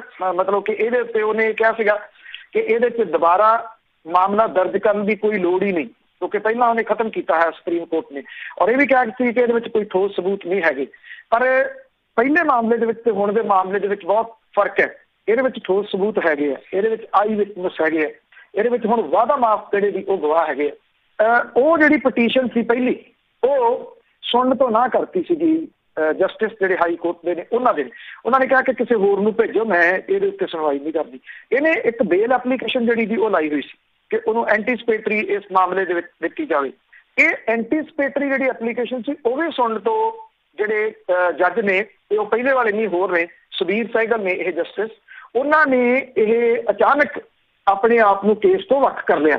ਇਹ ਕਿਹਾ ਕਿ ਕਿਸੇ ਹੋਰ ਨੂੰ ਜਸਟਿਸ ਨੂੰ ਜਿਹੜਾ ਜੀ ਉਹ ਦਿਓ। ਇਹ ਦੋਨੋਂ ਐਪਲੀਕੇਸ਼ਨ ਚਲੇ ਗਈਆਂ ਚੀਫ ਜਸਟਿਸ ਹਾਈ ਕੋਰਟ ਦੇ ਕੋਲੇ, ਜਿਹੜੇ ਹੁਣ ਮੰਡੇ ਤੱਕ ਇਹ ਇਸ ਮਾਮਲੇ ਦੇ ਉੱਤੇ ਦੇਣਗੇ ਕਿਸੇ ਹੋਰ ਜਸਟਿਸ ਨੂੰ ਜਿਹੜਾ ਇਹਨਾਂ ਨੂੰ ਸੁਣੂਗਾ। ਟੈਕਨੀਕਲੀ ਵੇਖਿਆ ਜਾਵੇ ਤਾਂ ਇਹ ਇੱਕ ਪੁਆਇੰਟ ਹੋ ਸਕਦਾ ਹੈ ਕਿ ਅਦਾਲਤ ਨੇ ਪੁਲਿਸ ਨੂੰ ਹੋਰ ਸਮਾਂ ਦਿੱਤਾ ਇੱਕ ਕਿਸਮ ਦੇ ਨਾਲ, ਕਿਉਂਕਿ ਵੀਕਐਂਡ ਆ ਗਿਆ, ਵੀਕਐਂਡ ਤੇ ਕੋਈ ਕੰਮ ਨਹੀਂ ਹੋਣਾ। ਜਿਹੜੀ ਉਹ ਰਾਹਤ ਭਾਲ ਰਿਹਾ ਸੀ, ਇਹ ਵੀ ਹੋ ਸਕਦਾ ਸੀ ਜੇ ਇਹਦੇ ਵਿੱਚ ਇੱਕ ਜ਼ਮਾਨਤ ਵਾਲੀ ਕੋਈ ਗੱਲ ਬਣਦੀ ਤਾਂ ਜਿਹੜੇ ਜਸਟਿਸ ਨੇ ਉਹ ਸਟੇ ਲਾ ਸਕਦੇ ਸੀ ਵੀ ਜਿੰਨੀ ਦੇਰ ਤੱਕ ਇਹ ਕਿਸੇ ਹੋਰ ਕੋਲੇ ਨਹੀਂ ਜਾਂਦਾ, ਸਟੇ ਆ ਇਹਦੇ ਉੱਤੇ, ਉਹਦੀ ਅਰੈਸਟ ਦੇ ਉੱਤੇ ਸਟੇ ਨਹੀਂ ਮਿਲਿਆ। ਔਰ ਇਹ ਹੋਰ ਨੂੰ ਜਿਹੜਾ ਵੀ ਉਹ ਜਾਊਗੀ ਜਿਹੜੇ ਜਸਟਿਸ ਨੇ ਉਹਨਾਂ ਨੂੰ, ਔਰ ਇਹ ਪੁਲਿਸ ਨੂੰ ਟਾਈਮ ਜਿਹੜਾ ਜੀ ਉਹ ਮਿਲਿਆ, ਪੂਰਾ ਵੀਕਐਂਡ ਆ ਉਹਨਾਂ ਕੋਲੇ, ਮੰਡੇ ਵੀ ਹੈ ਕਿਸਮ ਦੇ ਨਾਲ। ਵੇਖਣਾ ਇਹ ਹੋਊਗਾ ਕਿ ਜਿਹੜੀ ਪੁਲਿਸ ਦੀ ਕ੍ਰੈਡੀਬਿਲਿਟੀ ਹੈ, ਜਿਹਦੇ ਉੱਤੇ ਹੁਣ ਕਿੰਤੂ ਪਰੰਤੂ ਉੱਠ ਰਿਹਾ, ਪੰਜਾਬ ਸਰਕਾਰ ਦੇ ਉੱਤੇ ਵੀ ਕਿੰਤੂ ਪਰੰਤੂ ਉੱਠ ਰਿਹਾ, ਸਿੱਟ ਜਿਹੜੀ ਬਣੀ ਆ ਉਹਦੇ ਉੱਤੇ ਵੀ ਕਿੰਤੂ ਪਰੰਤੂ ਉੱਠ ਰਿਹਾ ਕਿ ਉਹ ਅਰੈਸਟ ਕਰ ਸਕਦੀ ਹੈ ਇਸ ਸਾਬਕਾ ਜਿਹੜੇ ਡੀਜੀਪੀ ਸਮੇਧ ਸੈਣੀ ਨੂੰ। ਪਰ ਇੱਥੇ ਇਸ ਗੱਲ ਤੋਂ ਇਨਕਾਰ ਨਹੀਂ ਕੀਤਾ ਜਾ ਸਕਦਾ ਕਿ ਸਮੇਧ ਸੈਣੀ ਦੇ ਜਿਹੜੇ ਰਾਜਨੀਤਿਕ ਆਕਾ ਨੇ ਉਹ ਕਿਹੋ ਜਿਹੀ ਤਗੜਮਬਾਜ਼ੀ ਜਿਹੜੀ ਜੀ ਇਸ ਮਾਮਲੇ ਦੇ ਉੱਤੇ ਚੁੱਪ ਰਹਿ ਕੇ ਸਾਈਡ ਦੇ ਉੱਤੇ ਹੋ ਕੇ ਕਰ ਰਹੇ ਹੋਣਗੇ, ਉਹ ਜਿਨ੍ਹਾਂ ਨੇ ਸਮੇਧ ਸੈਣੀ ਨੂੰ ਪੰਜਾਬ ਪੁਲਿਸ ਦੇ ਸਭ ਤੋਂ ਉੱਚੇ ਅਹੁਦੇ ਤੱਕ ਪਹੁੰਚਾਇਆ। ਜੀ ਬਿਲਕੁਲ ਜੀ, ਜਿੰਨੇ ਵੀ ਇਸ ਤਰ੍ਹਾਂ ਦੇ ਸੀਗੇ ਉਹਨਾਂ ਨੇ ਸਾਰਿਆਂ ਨੂੰ ਉੱਚੇ ਅਹੁਦਿਆਂ ਤੇ ਪਹੁੰਚਾਇਆ ਸੀਗਾ। ਤੇ ਅੱਗੇ ਰਾਜਪੁਰੇ ਦਾ ਥਰਮਲ ਪਲਾਂਟ ਦੀ ਗੱਲ ਕਰੀਏ, ਉਹ ਵੀ ਹੁਣ ਵਿਕਣ ਤੇ ਲੱਗੂ। ਦੇਖੋ ਇਹ ਥੋੜਾ ਜਿਹਾ ਜਿਹੜੀ ਦੀ ਜਾਂ ਤਾਂ ਇਹ ਹੈ ਕਿ ਭਵਿੱਖ ਜਿਹੜਾ ਉਹ ਕਿੱਧਰ ਨੂੰ ਜਾਊਗਾ, ਕਿਉਂਕਿ ਆਖਰ ਤਾਂ ਕੁਛ ਨਾ ਕੁਛ ਇਹਨਾਂ ਦਾ ਕਿਸੇ ਨਾ ਕਿਸੇ ਸਰਕਾਰ ਨੂੰ ਕਰਨਾ ਪਊਗਾ ਜੀ। ਨਹੀਂ ਕਰਦੀ ਤਾਂ ਇਹ ਤਾਂ ਲੁੱਟ ਕੇ ਖਾ ਜਾਣਗੇ, ਪੰਜਾਬ ਦੇ ਲੋਕਾਂ ਨੂੰ ਖਾ ਰਹੇ ਆ, ਚਰੂੜ ਰਹੇ ਆ। ਜਿਹੜੇ ਬਿਜਲੀ ਸਮਝੌਤੇ 25-25 ਵਰਿਆਂ ਦੇ ਸੁਖਬੀਰ ਸਿੰਘ ਬਾਦਲ ਹੋਰੀ ਇਹਨਾਂ ਦੇ ਨਾਲ ਕਰ ਗਏ ਆ, ਉਹ ਇਸ ਵੇਲੇ ਲੋਕਾਂ ਦੇ ਵਾਸਤੇ ਮੁਸੀਬਤ ਬਣੇ ਹੋਏ ਆ, ਸਰਕਾਰਾਂ ਵਾਸਤੇ ਨਹੀਂ। ਮੌਜੂਦਾ ਸਰਕਾਰ ਵਾਸਤੇ ਵੀ ਕੋਈ ਮੁਸੀਬਤ ਨਹੀਂ, ਉਹ ਇਹਨਾਂ ਫੈਸਲਿਆਂ ਦੇ ਉੱਤੇ ਨਜ਼ਰਸਾਨੀ ਕਰਨ ਦੇ ਵਾਸਤੇ ਤਿਆਰ ਨਹੀਂ। ਆਪਾਂ ਪਿੱਛੇ ਜੇ 2-3 ਦਿਨ ਪਹਿਲਾਂ 8,000 ਕਰੋੜ ਰੁਪਏ ਦਾ ਹੋਰ ਬੋਝ ਪੰਜਾਬ ਦੇ ਲੋਕਾਂ ਦੇ ਉੱਤੇ ਪੈ ਰਿਹਾ, ਉਹ ਬਿੱਲਾਂ ਦੇ ਰੂਪ ਦੇ ਵਿੱਚ ਪੈਣਾ। ਲਾਰਸਨ ਐਂਡ ਟੂਬਰੋ ਕੰਪਨੀ ਜਿਹੜੀ LNT ਹੈ, ਉਹਨੇ ਰਾਜਪੁਰਾ ਥਰਮਲ ਪਲਾਂਟ ਨੂੰ ਵੇਚਣ ਦੀ ਲਾਤਾ। ਨਾਭਾ ਪਾਵਰ ਲਿਮਟਿਡ ਹੁਣ ਰਾਜਪੁਰਾ ਥਰਮਲ ਪਾਵਰਕਾਮ ਨੂੰ ਵੇਚਣ ਲਈ ਜਿਹੜੀ ਉਹ ਪੱਬਾ ਭਾਰ ਹੈ ਕਿ ਪਾਵਰਕਾਮ ਇਹਨੂੰ ਖਰੀਦ ਲਵੇ। ਹਾਕਮ ਧਿਰ ਨੇ ਬਿਜਲੀ ਸਮਝੌਤਿਆਂ ਤੇ ਸੁਰੱਖਿਆ ਛਤਰੀ ਤਾਣੀ ਹੈ, ਪਰ ਭਵਿੱਖ ਦੇ ਜਿਹੜੇ ਝੰਜਟ ਨੇ ਉਹਦੇ ਡਰ ਕਰਕੇ ਕੰਪਨੀ ਨੂੰ ਜਿਹੜੇ ਜੀ ਉਹ ਖਦਸ਼ੇ ਆ। ਤੇ ਮੈਂ ਤੁਹਾਨੂੰ ਕਿਹਾ ਕਿ ਉਹਨਾਂ ਨੂੰ ਇਸ ਗੱਲ ਦਾ ਡਰ ਤਾਂ ਹੈਗਾ ਕਿ ਕਿਤੇ ਨਾ ਕਿਤੇ ਤਾਂ ਇਹ ਸਮਝੌਤੇ ਜਿਹੜੇ ਉਹ ਰੱਦ ਹੋਣੇ ਆ। ਰਾਜਪੁਰਾ ਥਰਮਲ ਪਲਾਂਟ ਨੇ 6 ਸਾਲਾਂ ਦਾ ਟਾਈਮ ਜਿਹੜਾ ਜੀ ਉਹ ਪੂਰਾ ਕੀਤਾ। ਲਾਰਸਨ ਐਂਡ ਟੂਬਰੋ ਕੰਪਨੀ ਦੇ ਡਾਇਰੈਕਟਰ ਤੇ ਪ੍ਰੈਜ਼ੀਡੈਂਟ ਜਿਹੜੇ ਨੇ ਡੀਕੇ ਸੇਨ ਨੇ ਪਾਵਰਕਾਮ ਦੇ ਚੇਅਰਮੈਨ ਨੂੰ ਚਿੱਠੀ ਲਿਖ ਕੇ ਰਾਜਪੁਰਾ ਥਰਮਲ 10,000 ਕਰੋੜ ਰੁਪਏ 'ਚ ਪਾਵਰਕਾਮ ਨੂੰ ਦੇਣ ਦੀ ਪੇਸ਼ਕਸ਼ ਕੀਤੀ ਹੈ। ਤਰਕ ਦਿੱਤਾ ਹੈ ਕਿ ਕੰਪਨੀ ਬਿਜਲੀ ਪੈਦਾਵਾਰ ਕਾਰੋਬਾਰ 'ਚੋਂ ਲਾਂਭੇ ਹੋਣਾ ਚਾਹੁੰਦੀ ਹੈ। ਚਿੱਠੀ ਨੇ ਬੜਾ ਕੁਝ ਨੰਗਾ ਵੀ ਕੀਤਾ ਜਿਹਦਾ ਰੌਲਾ ਪੈਂਦਾ ਰਿਹਾ। ਪ੍ਰਾਈਵੇਟ ਕੰਪਨੀ ਨੇ ਪੰਜਾਬ ਸਰਕਾਰ ਦੇ ਮਿਲ ਰਹੇ ਵੱਡੇ ਸਹਿਯੋਗ ਲਈ ਉਚੇਚਾ ਧੰਨਵਾਦ ਕੀਤਾ। ਪ੍ਰਾਈਵੇਟ ਕੰਪਨੀ ਦੀ ਜਿਹੜੀ ਇਹ ਇੱਕ ਭੇਦ ਭਰੀ ਜਿਹੜੀ ਚਿੱਠੀ ਆ ਉਹਦੇ ਤੋਂ ਇਹ ਵੀ ਲੱਗਦਾ ਕਿ ਕੰਪਨੀ ਨਵੇਂ ਸਿਰਿਓਂ ਥਰਮਲ ਦਾ ਸੌਦਾ ਕਰਕੇ ਖੱਟੀ ਖਾਣਾ ਚਾਹੁੰਦੀ ਹੈ। ਦੂਜੇ ਪਾਸੇ ਸਿਆਸੀ ਹਲਕੇ ਸੌਦੇਬਾਜ਼ੀ 'ਚ ਆਪਣੀ ਗਿਣਤੀ ਮਿੰਟੀ ਵੇਖਣ ਲੱਗੇ ਆ। ਕੰਪਨੀ ਦੇ ਮੁਤਾਬਕ ਥਰਮਲ ਤੇ 10,000 ਕਰੋੜ ਰੁਪਏ ਦੀ ਇਨਵੈਸਟਮੈਂਟ ਹੋਈ ਸੀ। ਪਾਵਰਕਾਮ ਨੂੰ ਇਹ ਥਰਮਲ 9690 ਕਰੋੜ ਦੇ ਵਿੱਚ ਵੇਚਣ ਦੀ ਪੇਸ਼ਕਸ਼ ਜਿਹੜੀ ਇਹਦੀ ਹੋਈ ਹੈ। 6 ਵਰਿਆਂ ਦੀ ਕਮਾਈ ਖਾਣ ਤੋਂ ਬਾਅਦ ਵੀ ਕੰਪਨੀ ਪੂਰੇ ਮੁੱਲ ਦੇ ਉੱਤੇ ਪ੍ਰੋਜੈਕਟ ਪਾਵਰਕਾਮ ਦੇ ਸਿਰ ਮੜਨਾ ਜਿਹੜਾ ਵੀ ਚਾਹੁੰਦੀ ਹੈ। 1400 ਮੈਗਾਵਾਟ ਸਮਰੱਥਾ ਦੇ 2 ਯੂਨਿਟ ਜਿਹੜੇ ਵੀ ਇੱਥੇ ਰਾਜਪੁਰਾ ਦੇ ਵਿੱਚ ਲੱਗੇ ਹੋਏ ਆ। ਪਾਵਰਕਾਮ ਦੇ ਜਿਹੜੇ ਚੇਅਰਮੈਨ ਨੇ ਉਹਨੇ ਇਹ ਗੱਲ ਕਹੀ ਹੈ ਕਿ ਇਹ ਜਿਹੜੀ ਪੇਸ਼ਕਸ਼ ਹੈ ਇਹਨੂੰ ਘੋਖਿਆ ਜਾਊਗਾ। ਅਜੇ ਕੁਝ ਦੱਸਣਾ ਜਿਹੜਾ ਜੀ ਉਹ ਔਖਾ ਹੋਊਗਾ। ਇਹ ਮਰਿਆ ਸੱਪ ਜਿਹੜਾ ਜੀ ਉਹ ਪੰਜਾਬ ਸਰਕਾਰ ਦੇ ਗਲ ਪੈਣਾ ਹੈ ਕਿਉਂਕਿ ਇਹਦੇ ਪਿੱਛੇ ਸਿਆਸੀ ਧਿਰਾਂ ਬਹੁਤ ਨੇ। ਉਹਨਾਂ ਨੇ ਚੁੱਪ ਕਰਕੇ ਪਵਾ ਲੈਣਾ, ਬਲਕਿ ਤੁਸੀਂ ਇਹ ਵੀ ਦੇਖਣਾ ਕਿ ਇਹਦੇ ਵਿੱਚੋਂ ਮੋਟਾ ਦਲਾਲੀ ਜਿਹੜੀ ਜੀ ਉਹ ਖਾਧੀ ਜਾਊਗੀ ਔਰ ਪਾਵਰਕਾਮ ਨੂੰ ਇਹ ਮੜ ਦਿੱਤਾ ਜਾਊਗਾ ਜਿਹੜਾ ਜੀ ਇਹ ਪ੍ਰੋਜੈਕਟ। ਕਿਉਂਕਿ ਉਹਨਾਂ ਨੂੰ ਇਸ ਗੱਲ ਦਾ ਪਤਾ ਹੈ ਕਿ 22 ਦੀਆਂ ਜਿਹੜੀਆਂ ਚੋਣਾਂ ਨੇ ਉਹਦੇ ਦੌਰਾਨ ਬਿਜਲੀ ਦਾ ਮੁੱਦਾ ਵੱਡਾ ਮੁੱਦਾ ਬਣਨਾ। ਉਦੋਂ ਪਹਿਲਾਂ ਜਾਂ ਤਾਂ ਮੌਜੂਦਾ ਸਰਕਾਰ ਜਾਂ ਕੋਈ ਆਉਣ ਵਾਲੀ ਜਿਹੜੀ ਸਰਕਾਰ ਹੈ ਉਹਦੇ ਵੀ ਗਲੇ ਦੀ ਹੱਡੀ ਇਹ ਥਰਮਲ ਪਲਾਂਟ ਬਣਨਗੇ। ਖਾਸ ਤੌਰ ਦੇ ਉੱਤੇ ਇਹਨਾਂ ਦੇ ਨਾਲ 25-25 ਸਾਲਾਂ ਦੇ ਕੀਤੇ ਗਏ ਸਮਝੌਤੇ। ਲੋਕ ਬੇਹੱਦ ਤੰਗ ਨੇ ਇਸ ਵੇਲੇ ਬਿਜਲੀ ਦੇ ਜਿਹੜੇ ਜੀ ਉਹ ਪਹਾੜ ਜਿੱਦੇ ਆਉਂਦੇ ਬਿੱਲਾਂ ਤੋਂ। ਇਸ ਕਰਕੇ ਕੰਪਨੀ ਜਿਹੜੀ ਵੀ ਉਹ ਚਾਹੁੰਦੀ ਹੈ ਕਿ ਇਹ ਗਲੋਂ ਗਲਾਵਾਂ ਜਿਹੜਾ ਜੀ ਉਹ ਲਾ ਲਿਆ ਜਾਏ ਜੀ। ਤੇ ਅੱਗੇ ਕੈਪਟਨ ਅਮਰਿੰਦਰ ਸਿੰਘ ਦੀ ਜੇ ਗੱਲ ਕਰੀਏ ਤਾਂ ਉਸਨੇ ਕੇਜਰੀਵਾਲ ਦੇ ਨਿਸ਼ਾਨੇ ਲਾਏ ਤਾਂ ਉਧਰੋਂ ਭਗਵੰਤ ਮਾਨ ਨੇ ਕੈਪਟਨ ਅਮਰਿੰਦਰ ਸਿੰਘ ਹੋਰਾਂ ਪਹਿਲਾਂ ਤਾਂ ਵੈਸੇ ਕੋਸ਼ਿਸ਼ ਹਮੇਸ਼ਾ ਹੀ ਇਹ ਕਰਦੇ ਰਹੇ ਆ ਕਿ ਉਹ ਸਿਰਫ ਸੁਖਬੀਰ ਬਾਦਲ ਤੇ ਹਰਸਿਮਰਤ ਬਾਦਲ ਦੇ ਸਵਾਲਾਂ ਦਾ ਜਵਾਬ ਦੇਣ। ਉਹ ਹਮੇਸ਼ਾ ਇਹ ਦੱਸਣ ਦੀ ਕੋਸ਼ਿਸ਼ ਕਰਦੇ ਆ ਕਿ ਵਿਰੋਧੀ ਤੇ ਰੋਹ ਆ, ਇਸ ਕਰਕੇ ਉਹ ਜਵਾਬ ਨਹੀਂ ਦਿੰਦੇ। ਪਰ ਪਿਛਲੇ ਦਿਨ ਹੀ ਆਮ ਆਦਮੀ ਪਾਰਟੀ ਨੇ ਇੱਥੇ ਆਕਸੀਮੀਟਰ ਜਿਹੜਾ ਜੀ ਉਹ ਵੰਡਣ ਦੀ ਗੱਲ ਕਹੀ ਔਰ ਇਹਦੇ ਵਿੱਚ ਅਰਵਿੰਦ ਕੇਜਰੀਵਾਲ ਹੋਰਾਂ ਨੇ ਵੀਡੀਓ ਪਾ ਕੇ ਇਹ ਕਿਹਾ ਕਿ ਪੰਜਾਬ ਦੇ ਜਿਹੜੇ ਲੋਕ ਨੇ ਉਹਨਾਂ ਦੀ ਸਿਹਤ ਨੂੰ ਧਿਆਨ ਦੇ ਵਿੱਚ ਰੱਖਦੇ ਆ ਜਿਹੜੇ ਦਿੱਲੀ ਦੇ ਵਿੱਚ ਉਹਨਾਂ ਨੇ ਆਕਸੀਮੀਟਰ ਵੰਡੇ ਆ ਉਹ ਪੰਜਾਬ ਦੇ ਵਿੱਚ ਵੀ ਵੰਡਣਗੇ। ਇਹ ਪਤਾ ਲੱਗਾ ਕਿ ਇਹ ਆਕਸੀਮੀਟਰ ਜਿਹੜੇ ਨੇ ਇਹ ਉੱਤਰਾਖੰਡ ਦੇ ਵਿੱਚ ਵੀ ਜਿੱਥੇ ਪਾਰਟੀ ਆਪਣੇ ਪੈਰ ਲਾਉਣ ਦੇ ਯਤਨਾਂ 'ਚ ਉੱਥੇ ਵੀ ਇਹ ਆਕਸੀਮੀਟਰ ਜਿਹੜੇ ਜੀ ਉਹ ਵੰਡੇ ਜਾ ਰਹੇ ਆ। ਬਿਨਾਂ ਕਿਸੇ ਸ਼ੱਕ ਦੇ ਜਿਹੜੀ ਕੋਈ ਵੀ ਸਿਆਸੀ ਪਾਰਟੀ ਆ ਉਹ ਕੁਛ ਵੀ ਜਿਹੜਾ ਜੀ ਉਹ ਕਰੂਗੀ ਉਹ ਵੋਟਾਂ ਨੂੰ ਸਾਹਮਣੇ ਰੱਖ ਕੇ ਕਰੂਗੀ, ਸਿਆਸਤ ਨੂੰ ਸਾਹਮਣੇ ਰੱਖ ਕੇ ਕਰੂਗੀ। ਵੰਡ ਲੈਣ ਦਿੰਦੇ ਉਹਦੇ ਨਾਲ ਕੀ ਜਿਹੜਾ ਜੀ ਉਹ ਫਰਕ ਪੈਣਾ ਸੀਗਾ। ਇੱਕ ਮਸ਼ੀਨ ਹੈ ਜਿਹਦੇ ਨਾਲ ਆਕਸੀਜਨ ਲੈਵਲ ਚੈੱਕ ਕੀਤਾ ਜਾ ਸਕਦਾ। ਜੇ ਉਹ ਪਹੁੰਚ ਜਾਂਦੀ ਹੈ ਵੀ ਜੇ ਤੁਸੀਂ ਸਮਾਰਟਫੋਨ ਵੰਡ ਰਹੇ ਹੋ ਜਾਂ ਕਹਿੰਦੇ ਹੋ ਕਿ ਸਮਾਰਟਫੋਨ ਵੰਡਣੇ ਆ, ਦੂਜੀ ਪਾਰਟੀ ਜਿਹੜੀ ਉਹਨੂੰ ਕੁਛ ਵੀ ਵੰਡਣ ਦਾ ਹੱਕ ਹੈ। ਕੈਪਟਨ ਅਮਰਿੰਦਰ ਸਿੰਘ ਹੋਰੀ ਕੁਝ ਜ਼ਿਆਦਾ ਗਾਹ ਲੰਘ ਗਏ ਜੀ। ਇਹ ਕਹਿਤਾ ਕਿ ਅਰਵਿੰਦ ਕੇਜਰੀਵਾਲ ਦੇਸ਼ ਧਰੋਹੀ ਹੈ। ਇਹ ਵੀ ਕਿਹਾ ਕਿ ਜਿਹੜੀਆਂ ਆਡੀਓ ਤੇ ਵੀਡੀਓ ਹਸਪਤਾਲਾਂ ਦੇ ਨਿੱਘਰ ਚੁੱਕੇ ਪ੍ਰਬੰਧ ਦੇ ਬਾਰੇ ਦੇ ਵਿੱਚ ਪੰਜਾਬ 'ਚ ਚੱਲ ਰਹੀਆਂ ਇਹਦੇ ਪਿੱਛੇ ਪਾਕਿਸਤਾਨ ਦਾ ਹੱਥ ਹੈ। ਇਹ ਪਾਕਿਸਤਾਨ ਤੋਂ ਆਡੀਓ ਵੀਡੀਓ ਹੈਰਾਨੀ ਵਾਲੇ ਜਿਹੜਾ ਜੀ ਇਹ ਬਿਆਨ ਸਨ। ਇਹ ਵੀ ਜਿਹੜਾ ਜੀ ਕਹਿਤਾ ਕਿ ਅਸੀਂ ਤਾਂ ਆਕਸੀਮੀਟਰ ਜਿਹੜੇ ਜੀ ਉਹ ਵੰਡ ਕੇ ਢੇਰ ਲਾਏ ਪਏ ਆ। 10,000 ਕਹਿੰਦੇ ਪਹਿਲਾਂ ਦਿੱਤੇ ਆ, 50,000 ਦੇ ਅਸੀਂ ਹੋਰ ਜਿਹੜੇ ਜੀ ਟੈਂਡਰ ਦਿੱਤੇ ਹੋਏ ਆ। ਇਹ 10,000 ਕਿੱਥੇ ਵੰਡੇ ਆ? ਤੁਸੀਂ ਸੋਚੋ ਜੇ ਪੰਜਾਬ ਦੇ ਵਿੱਚ 10,000 ਆਕਸੀਮੀਟਰ ਕਾਂਗਰਸ ਨੇ ਵੰਡੇ ਹੁੰਦੇ ਤਾਂ ਇਹਨਾਂ ਨੇ ਧਮੱਚੜ ਪਾ ਦੇਣਾ ਸੀਗਾ ਕਿ ਆਹ ਦੇਖੋ ਕਿੰਨੇ ਜਿਹੜੇ ਜੀ ਉਹ ਵੰਡੇ, ਕਿਹਨੂੰ ਵੰਡੇ ਆ ਇਹ ਨਹੀਂ ਜਿਹੜਾ ਜੀ ਉਹ ਪਤਾ। ਇਹ ਵੀ ਕਹਿਤਾ ਕਿ ਅਰਵਿੰਦ ਕੇਜਰੀਵਾਲ ਹੋਰੀ ਦਿੱਲੀ ਦੇ COVID-19 ਨਾਲ ਮਾੜੇ ਹੋ ਚੁੱਕੇ ਹਾਲਾਤਾਂ ਨੂੰ ਸੰਭਾਲਣ। ਪੰਜਾਬ ਤਾਂ ਬਹੁਤ ਅੱਗੇ ਹੈ ਸਿਹਤ ਸੇਵਾਵਾਂ ਵਾਲੇ ਮਾਮਲੇ 'ਚ। ਇਹਦੇ ਉੱਤੇ ਕੱਲ ਪ੍ਰੈਸ ਕਾਨਫਰੰਸ ਜਿਹੜੀ ਸੀ ਉਹ ਲਾ ਕੇ ਜਿਸ ਵਿੱਚ ਪੰਜਾਬ ਮਾਮਲਿਆਂ ਦੇ ਇੰਚਾਰਜ ਜਰਨੈਲ ਸਿੰਘ, ਵਿਰੋਧੀ ਧਿਰ ਦੇ ਨੇਤਾ ਹਰਪਾਲ ਸਿੰਘ ਚੀਮਾ ਤੇ ਭਗਵੰਤ ਮਾਨ ਹੋਰੀ ਜਿਹੜੇ ਉਹਨਾਂ ਨੇ ਪ੍ਰੈਸ ਕਾਨਫਰੰਸ ਲਾਈ। ਭਗਵੰਤ ਮਾਨ ਹੋਰਾਂ ਨੇ ਸਿੱਧੇ ਹਮਲੇ ਜਿਹੜੇ ਸੀ ਉਹ ਕੈਪਟਨ ਅਮਰਿੰਦਰ ਸਿੰਘ ਹੋਰਾਂ ਦੇ ਉੱਤੇ ਕੀਤੇ। ਇਹ ਗੱਲ ਕਹੀ ਕਿ ਪਾਕਿਸਤਾਨ ਦੀ ISI ਦੀ ਏਜੰਟ ਅਰੂਸਾ ਆਲਮ ਨੂੰ ਕੈਪਟਨ ਅਮਰਿੰਦਰ ਸਿੰਘ ਹੋਰਾਂ ਨੇ ਕਿਹੜੀ ਹੈਸੀਅਤ ਦੇ ਵਿੱਚ ਪੰਜਾਬ ਦੇ ਮਾਮਲਿਆਂ 'ਚ ਦਖਲ ਅੰਦਾਜ਼ੀ ਲਈ ਪੰਜਾਬ ਦੇ ਵਿੱਚ ਰਹਿਣ ਦੀ ਇਜਾਜ਼ਤ ਦਿੱਤੀ ਹੈ। ਉਹਨਾਂ ਨੇ ਕਿਹਾ ਕਿ ਇਹਦੀ ਜਾਂਚ ਕਰਵਾਉਣ ਦੇ ਵਾਸਤੇ ਉਹ ਇਹ ਮੁੱਦਾ ਪਾਰਲੀਮੈਂਟ ਦੇ ਵਿੱਚ ਉਠਾਉਣਗੇ। ਭਗਵੰਤ ਮਾਨ ਹੋਰਾਂ ਨੇ ਇਹ ਕਿਹਾ ਕਿ ਜਿਹੜਾ ਉਹ ਦਿੱਲੀ ਦੇ ਮੁੱਖ ਮੰਤਰੀ ਨੂੰ ਵਿਦੇਸ਼ੀ ਏਜੰਸੀਆਂ ਦੇ ਹੱਥਾਂ ਦੇ ਵਿੱਚ ਖੇਡਣ ਦਾ ਜਿਹੜਾ ਜੀ ਉਹ ਦੋਸ਼ ਲਾ ਰਹੇ ਨੇ, ਜਦੋਂ ਕਿ ਉਹਨਾਂ ਨੇ ਕਿਹਾ ਕਿ ਖੁਦ ਮੁੱਖ ਮੰਤਰੀ ਜਿਹੜੇ ਜੀ ਉਹ ਵਿਦੇਸ਼ੀ ਏਜੰਸੀਆਂ ਦੇ ਹੱਥਾਂ ਦੇ ਵਿੱਚ ਖੇਡ ਰਹੇ ਨੇ।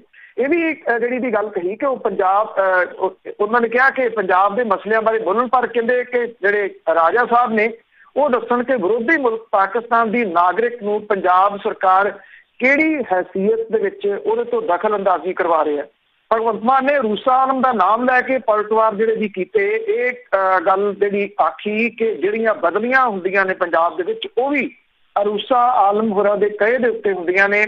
ਇਹ ਵੀ ਕਿਹਾ ਕਿ ਜਿਹੜੇ ਕਾਂਗਰਸੀ ਨੇ ਉਹ ਹੁਣ ਉਹਨੂੰ ਮਹਾਰਾਣੀ ਸਾਹਿਬਾਂ ਜਿਹੜਾ ਜੀ ਉਹ ਕਹਿਣ ਲੱਗ ਪਏ ਨੇ।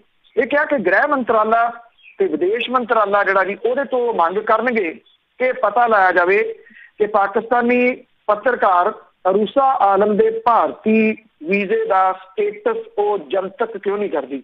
ਇਹ ਵੀ ਉਹਨਾਂ ਜਵਾਬ ਮੰਗਿਆ ਕਿ ਰੂਸਾ ਆਲਮ ਤੇ ਉਹਦੇ ਜਿਹੜੇ ਬਾਕੀ ਰਿਸ਼ਤੇਦਾਰ ਨੇ ਉਹ ਕਿਹੜੇ ਵੀਜ਼ੇ ਦੇ ਉੱਤੇ ਚੰਡੀਗੜ੍ਹ, ਹਿਮਾਚਲ ਪ੍ਰਦੇਸ਼ ਤੇ ਸਿਸਵਾ ਫਾਰਮ ਹਾਊਸ ਦੇ ਉੱਤੇ ਬੇਰੋਕ ਟੋਕ ਜਿਹੜਾ ਜੀ ਉਹ ਰਹਿ ਰਹੇ ਆ।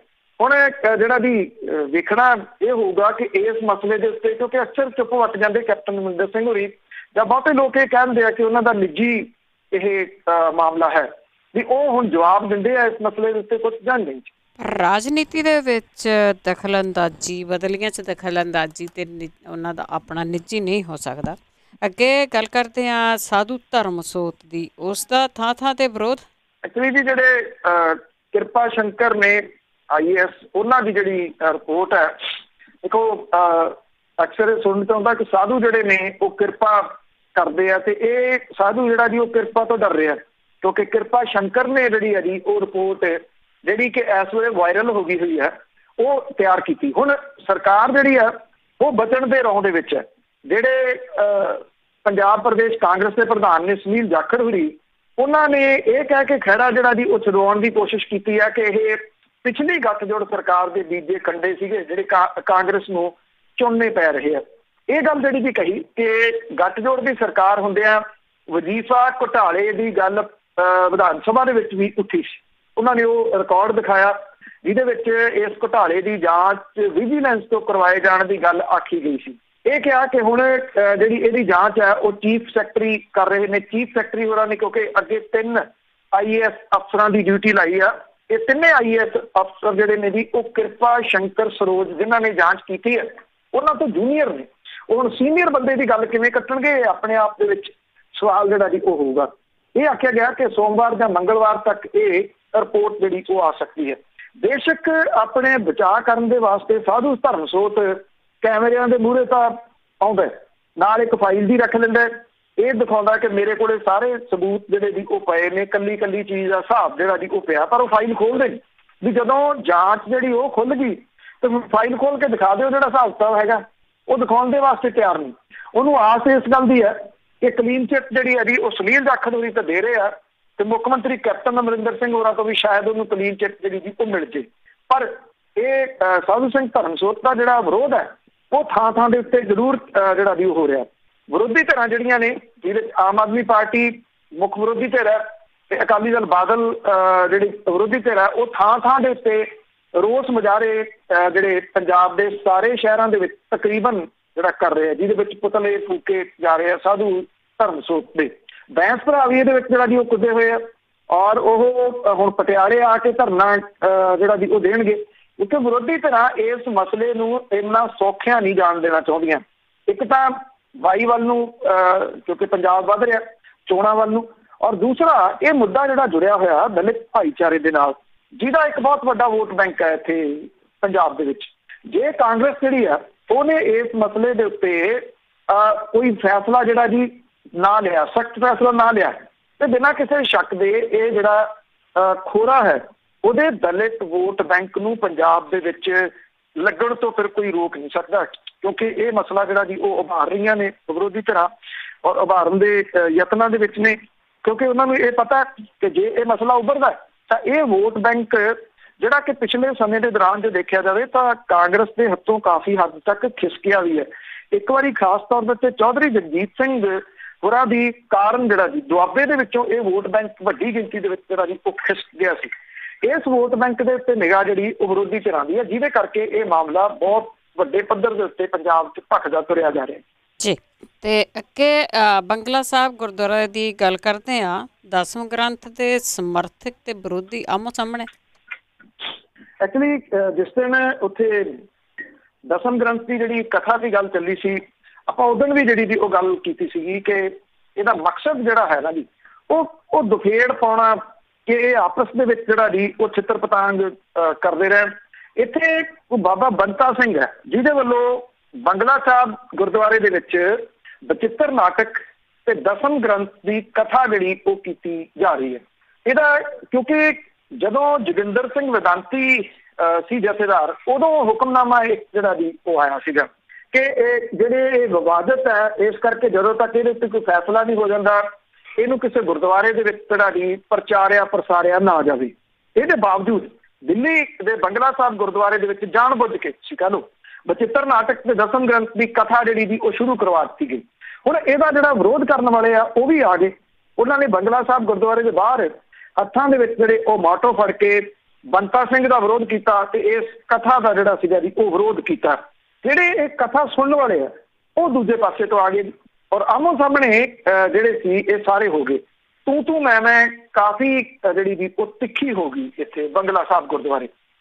ਨਿਹੰਗ ਬਾਣੇ ਦੇ ਵਿੱਚ ਕੁਝ ਜਿਹੜੇ ਨੌਜਵਾਨ ਸੀ ਉਹ ਬੰਗਲਾ ਸਾਹਿਬ ਪਹੁੰਚੇ ਤੇ ਉਹਨਾਂ ਨੇ ਉੱਥੇ ਜਿਹੜਾ ਸੀ ਉਹ ਬਾਣੀ ਪੜ੍ਹਨੀ ਸ਼ੁਰੂ ਕਰਤੀ। ਗੁਰੂ ਗ੍ਰੰਥ ਸਾਹਿਬ ਦੀ ਬਾਣੀ ਨੂੰ ਅਸਲ ਬਾਣੀ ਮੰਨਣ ਵਾਲੇ ਸ਼ਰਧਾਲੂ ਵੀ ਉੱਥੇ ਪਹੁੰਚ ਗਏ। ਦੋਵਾਂ ਧਿਰਾਂ ਦੇ ਦਰਮਿਆਨ ਤਕਰਾਰ ਜਿਹੜੀ ਸੀ ਉਹ ਹੋਈ। ਬੰਤਾ ਸਿੰਘ ਨੇ ਆਏ ਜਿਹੜੇ ਸ਼ਰਧਾਲੂ ਸੀ ਉਹਨਾਂ ਨੂੰ ਇਹ ਕਿਹਾ ਕਿ ਉਹ ਹਰ ਮੁੱਦੇ ਤੇ ਗੱਲ ਕਰਨ ਨੂੰ ਤਿਆਰ ਨੇ। 10ਵੇਂ ਗ੍ਰੰਥ ਦੇ ਹੱਕ ਦੇ ਵਿੱਚ ਉਹਨੇ ਦਲੀਲਾਂ ਦੇਣੀਆਂ ਜਿਹੜੀਆਂ ਦੀ ਉਹ ਸ਼ੁਰੂ ਕਰ ਦਿੱਤੀਆਂ ਤੇ ਇੰਨਾ ਬਚਾਅ ਹੋ ਗਿਆ ਕਿ ਜਿਹੜਾ ਉਹ ਗੁੱਥਮ ਗੁੱਥਾ ਹੋਣ ਤੱਕ ਜਿਹੜੀ ਉਹ ਕਹਾਣੀ ਨਹੀਂ ਗਈ। ਪਰ ਜਿਵੇਂ ਇਹ ਜਾਰੀ ਹੈ ਕਰਵਾ ਦੇਣੇ ਆ ਜੀ ਇਹਨਾਂ ਨੇ, ਜਿਹੋ ਜਿਹੇ ਹਾਲਾਤ ਉੱਥੇ ਜਿਹੜੇ ਜੀ ਉਹ ਬਣ ਰਹੇ ਆ, ਕਿਉਂਕਿ ਦਿੱਲੀ ਸਿੱਖ ਗੁਰਦੁਆਰਾ ਮੈਨੇਜਮੈਂਟ ਕਮੇਟੀ ਦੀਆਂ ਚੋਣਾਂ ਵੀ ਆਉਣ ਵਾਲੀਆਂ ਨੇ, ਜਿਹੜੀਆਂ ਆਮ ਚੋਣਾਂ ਨੇ। ਇਹ ਉਹਨੂੰ ਲੈ ਕੇ ਵੀ ਦੋਏ ਧਿਰਾਂ ਜਿਹੜੀਆਂ ਦੀ ਉਹ ਇੱਕ ਕਿਸਮ ਦੇ ਨਾਲ ਗੁੜਤੀ ਬੁਣ ਰਹੀਆਂ ਨੇ ਜੀ ਕਿ ਕਿਹੜੇ ਤਰੀਕੇ ਦੇ ਨਾਲ ਵੋਟਾਂ ਦੇ ਵਾਸਤੇ ਲੋਕਾਂ ਨੂੰ ਜਿਹੜਾ ਜੀ ਆਪਣੇ ਹੱਕ 'ਚ ਕੀਤਾ ਜਾ ਸਕਦਾ। ਉਹਦੀ ਵਜ੍ਹਾ ਕਰਕੇ ਇਹ ਜਿਹੜਾ ਜੀ ਨਵਾਂ ਪੁਆੜਾ ਸ਼ੁਰੂ ਕੀਤਾ ਗਿਆ ਦਿੱਲੀ ਦੇ ਗੁਰਦੁਆਰਾ ਬੰਗਲਾ ਸਾਹਿਬ। ਬਿਲਕੁਲ ਜੀ। ਤੇ ਅੱਗੇ ਆਪਾਂ ਕਿਸਾਨ ਜਥੇਬੰਦੀਆਂ ਦੀ ਜੇ ਗੱਲ ਕਰੀਏ ਤਾਂ ਉਹਨਾਂ ਨੇ ਚੇਤਾਵਨੀ ਦਿੱਤੀ ਆ ਜਿਹੜਾ ਵੀ ਸਰਕਾਰੀ ਬਿੱਲਾਂ ਦੇ ਹੱਕ ਵਿੱਚ ਵੋਟ ਪਾਊਗਾ ਉਹ ਪੰਜਾਬ ਦੇ ਵਿੱਚ ਨਹੀਂ ਵੜਨ ਦਿੱਤਾ ਜਾਊ। ਦੇਖੋ ਜਿਹੜੇ ਸੀਨੀਅਰ ਬਾਦਲ ਨੇ ਸੈਂਚੁਰੀ ਦੇ ਨੇੜੇ ਪਹੁੰਚੇ ਨੇ, ਉਹਨਾਂ ਨੂੰ ਵੀਡੀਓ ਜਿਹੜਾ ਜੀ ਉਹ ਪਾਉਣ ਦੀ ਕੀ ਲੋੜ ਪੈ ਗਈ ਜਿਹੜੀ ਹੁਣ ਲੇਟੈਸਟ ਉਹਨਾਂ ਨੇ ਪਾਈ ਹੈ। ਸ਼ਾਇਦ ਉਹਦਾ ਰੀਜ਼ਨ ਇਹ ਆ ਕਿ ਇਹ ਲੋੜ ਜਿਹੜੀ ਜੀ ਉਹ ਤਾਂ ਪੈ ਗਈ ਕਿ ਅਕਾਲੀ ਦਲ ਬਾਦਲ ਦੇ ਜਿਹੜੇ ਪ੍ਰਧਾਨ ਨੇ ਸੁਖਬੀਰ ਸਿੰਘ ਬਾਦਲ ਹੋਰਾਂ ਦੇ ਉੱਤੇ ਕੋਈ ਵਿਸ਼ਵਾਸ ਨਹੀਂ ਜਿਹੜਾ ਜੀ ਉਹ ਕਰ ਰਿਹਾ। ਇਸ ਆਰਡੀਨੈਂਸਾਂ ਨੂੰ ਲੈ ਕੇ ਅਕਾਲੀ ਦਲ ਬਾਦਲ ਨੇ ਇਹਨਾਂ ਦੇ ਹੱਕ ਦੇ ਵਿੱਚ ਜਿਹੜਾ ਜੀ ਉਹ ਸਟੈਂਡ ਲਿਆ। ਜਿਹੜੇ ਕਿਸਾਨ ਜਥੇਬੰਦੀਆਂ ਨੇ ਉਹਨਾਂ ਨੇ ਜਿਹੜਾ ਜੀ ਇਹ ਮੋਰਚਾ ਹੈ ਜੀ ਉਹ ਕਾਫੀ ਭਖਾਇਆ ਹੋਇਆ ਪੰਜਾਬ ਦੇ ਵਿੱਚ। ਕਦੀ ਤਾਂ ਉਹ ਟਰੈਕਟਰ ਜਿਹੜੇ ਜੀ ਉਹ ਸੜਕਾਂ ਦੇ ਉੱਤੇ ਲੈ ਕੇ ਆਏ, ਕਦੇ ਜਿਹੜਾ ਜੀ ਉਹਨਾਂ ਨੇ ਮੋਟਰਸਾਈਕਲ ਤੇ ਜੀਪਾਂ ਦੇ ਨਾਲ ਜਿਹੜੇ ਜਾ ਕੇ ਆਗੂਆਂ ਦੇ ਘਰ ਘੇਰੇ। 550 ਪਿੰਡਾਂ ਦੀਆਂ ਸੜਕਾਂ ਦੇ ਉੱਤੇ ਨਾਕੇ ਲਾ ਕੇ ਇਹ ਕਿਸਾਨ ਬੈਠੇ ਰਹੇ। ਉਹਨਾਂ ਨੇ ਅਕਾਲੀ ਆਗੂ ਵੜਨ ਨਹੀਂ ਦਿੱਤੇ ਪਿੰਡਾਂ 'ਚ। ਇੱਕ ਹਫ਼ਤਾ ਤਕਰੀਬਨ ਕੋਈ ਅਕਾਲੀ ਆਗੂ ਕਿਸੇ ਪਿੰਡ ਦੀ ਸੜਕ ਦੇ ਉੱਤੇ ਨਹੀਂ ਦਿਸਿਆ। ਕਿਸਾਨ ਜਿਹੜੇ ਆ ਜੀ ਉਹ ਹੁਣ ਫੇਰ ਇਕੱਤਰ ਹੋਏ। ਜਿਹੜੀਆਂ ਪੰਜਾਬ ਦੀਆਂ ਕਿਸਾਨ ਜਥੇਬੰਦੀਆਂ ਨੇ ਉਹ ਇਕੱਠੀਆਂ ਹੋਈਆਂ 11 ਪਹਿਲਾਂ ਵੀ ਇਹ ਮਿਲ ਕੇ ਜਿਹੜਾ ਜੀ ਉਹ ਚਲਾਉਂਦੀਆਂ ਰਹੀਆਂ ਔਰ ਦੇਸ਼ ਭਗਤੀ ਯਾਦਗਾਰ ਹਾਲ ਦੇ ਵਿੱਚ ਉੱਥੇ ਹੁਣ ਉਹਨਾਂ ਨੇ ਨਵਾਂ ਐਲਾਨ ਜਿਹੜਾ ਜੀ ਇਹ ਕੀਤਾ ਕਿ ਜਿਸ ਦਿਨ ਇਹ ਬਿੱਲ ਲਿਆਂਦਾ ਜਾਣਾ ਪਾਰਲੀਮੈਂਟ ਦੇ ਵਿੱਚ, ਕਿਉਂਕਿ ਪਾਰਲੀਮੈਂਟ ਦਾ ਸੈਸ਼ਨ ਸ਼ੁਰੂ ਹੋ ਰਿਹਾ 14 ਤਰੀਕ ਤੋਂ, ਉਹਦੇ ਵਿੱਚ ਇਹ ਬਿੱਲ ਆਊਗਾ। ਅਜੇ ਆਰਡੀਨੈਂਸ ਸਰਕਾਰ ਨੇ ਬਿੱਲ ਲਿਆ ਕੇ ਇਹਨੂੰ ਕਾਨੂੰਨ ਬਣਾਉਣਾ। ਸ਼ਾਇਦ ਇਸੇ ਕਰਕੇ ਪ੍ਰਕਾਸ਼ ਸਿੰਘ ਬਾਦਲ ਹੋਰੀ ਇਸ ਕਾਨੂੰਨ ਦੇ ਹੱਕ ਦੇ ਵਿੱਚ, ਇਹਨਾਂ ਆਰਡੀਨੈਂਸਾਂ ਦੇ ਹੱਕ ਦੇ ਵਿੱਚ ਨਿਤਰੇ। ਇਹ ਵੀ ਕਹਿਤਾ ਕਿ ਜੇ ਵੀ MSP ਜਿਹੜੀ ਆ ਉਹਦੇ ਉੱਤੇ ਕੋਈ ਅਸਰ ਪੈਂਦਾ ਤੇ ਅਕਾਲੀ ਦਲ ਕੁਰਬਾਨੀ ਜਿਹੜਾ ਜੀ ਉਹ ਕਰਨ ਨੂੰ ਤਿਆਰ ਹੈ। ਕਿਹੜੀਆਂ ਕੁਰਬਾਨੀਆਂ ਜਿਹੜੀਆਂ ਅਕਾਲੀ ਦਲ ਨੇ ਪਹਿਲਾਂ ਕੀਤੀਆਂ ਉਹ ਹੀ ਨਹੀਂ ਸਾਂਭੀਆਂ ਜਾ ਰਹੀਆਂ ਪੰਜਾਬ ਦੇ ਲੋਕਾਂ ਤੋਂ। ਨਵੀਆਂ ਕੁਰਬਾਨੀਆਂ ਕਿੱਥੋਂ ਸੰਭਾਲਣਗੇ ਪੰਜਾਬ ਦੇ ਲੋਕ? ਜਿਹੜੀਆਂ ਕਿਸਾਨ ਜਥੇਬੰਦੀਆਂ ਨੇ ਉਹ 11 ਹੁਣ ਉਹਨਾਂ ਨੇ ਇਹ ਗੱਲ ਕਹੀ ਹੈ ਕਿ ਜਿਸ ਦਿਨ ਇਹ ਬਿੱਲ ਆਊਗਾ ਪਾਰਲੀਮੈਂਟ ਦੇ ਵਿੱਚ, ਉਦੋਂ ਇੱਕ ਦਿਨ ਪਹਿਲਾਂ ਉਹ ਪੰਜਾਬ ਜਾਮ ਕਰ ਦੇਣਗੇ, ਸਮੁੱਚਾ ਜਿਹੜਾ ਜੀ ਉਹ ਪੰਜਾਬ। ਇਹ ਵੀ ਐਲਾਨ ਕਰ ਦਿੱਤਾ ਕਿਸਾਨ ਜਥੇਬੰਦੀਆਂ ਨੇ ਕਿ ਪੰਜਾਬ ਦਾ ਜਿਹੜਾ ਵੀ ਪਾਰਲੀਮੈਂਟ ਮੈਂਬਰ ਇਸ ਬਿੱਲ ਦੇ ਹੱਕ ਦੇ ਵਿੱਚ ਵੋਟ ਪਾਊਗਾ ਉਹਨੂੰ ਪਿੰਡਾਂ ਦੇ ਵਿੱਚ ਕਿਸਾਨ ਜਥੇਬੰਦੀਆਂ ਮੁੜ ਕੇ ਵੜਨ ਨਹੀਂ ਦੇਣਗੀਆਂ। ਔਰ ਇਹ ਜਿਹੜੀ ਸਥਿਤੀ ਆ ਉਹ ਉਹਨਾਂ ਨੇ ਬਿਲਕੁਲ, ਕਿਉਂਕਿ ਇਹ ਤਾਂ ਕਲੀਅਰ ਹੀ ਜਿਹੜਾ ਜੀ ਉਹ ਕਹਿਤਾ ਕਿ ਉਹ ਮੁੜ ਕੇ ਉਹ ਪੰਜਾਬ ਦੇ ਵਿੱਚ ਨਹੀਂ ਜਿਹੜਾ ਵੰਡ ਦੇਣਗੇ ਉਸ ਆਗੂ ਨੂੰ। ਹੁਣ ਕਿਹੜੇ ਆਗੂ ਨੇ ਜਿਹੜੇ ਇਹਦੇ ਹੱਕ ਦੇ ਵਿੱਚ ਜਿਹੜਾ ਵੀ ਉਹ ਭੁਗਤਣਗੇ? ਉਹ ਤੁਸੀਂ ਇਹ ਕਹ ਲਓ ਕਿ ਦੋ ਤਾਂ ਹੈਗੇ ਨੇ ਭਾਜਪਾ ਦੇ, ਸਨੀ ਦਿਓਲ ਗੁਰਦਾਸਪੁਰ ਤੋਂ, ਉਹਨੂੰ ਤਾਂ ਆਉਣਾ ਹੀ ਨਹੀਂ, ਪੰਜਾਬ 'ਚ ਹੀ ਨਹੀਂ ਆਉਣਾ। ਸੋਮ ਪ੍ਰਕਾਸ਼ ਨੇ ਜਿਹੜੇ ਮੰਤਰੀ ਨੇ, ਇਹ ਦੋਨੋਂ ਹੱਕ ਦੇ ਵਿੱਚ ਜਿਹੜਾ ਜੀ ਉਹ ਵੋਟ ਪਾਉਣਗੇ। ਤੇ 2 ਵੋਟਾਂ ਨੇ ਅਕਾਲੀ ਦਲ ਬਾਦਲ ਦੀਆਂ, ਸੁਖਬੀਰ ਸਿੰਘ ਬਾਦਲ ਤੇ ਹਰਸਿਮਰਤ ਕੌਰ ਬਾਦਲ। ਦੇਖੋ ਇਹ ਜਾ ਨਹੀਂ ਸਕਦੇ, ਭਾਜਪਾ ਦੇ ਵਿਰੋਧ ਦੇ ਵਿੱਚ ਜ਼ਰੂਰਤ ਨਹੀਂ ਆ, ਵਿਰੋਧ ਜਿਹੜਾ ਜੀ ਉਹ ਕਰਨਗੇ ਤੇ ਉਹਨਾਂ ਨੇ ਲੈ ਕੇ ਮੰਤਰਾਲਾ ਘਰੇ ਤੋਰ ਦੇਣਾ। ਇਸ ਕਰਕੇ ਜਿਹੜੀ ਅਕਾਲੀ ਦਲ ਬਾਦਲ ਦੀ ਸਿਚੁਏਸ਼ਨ ਹੈ ਉਹ ਅਜੀਬੋ ਗਰੀਬ ਜਗ੍ਹਾ ਦੇ ਉੱਤੇ ਖੜੀ ਹੋ ਗਈ ਆ ਕੇ। 11 ਕਿਸਾਨ ਜਥੇਬੰਦੀਆਂ ਯੂਨਾਈਟ ਨੇ ਇਸ ਮਸਲੇ ਦੇ ਉੱਤੇ।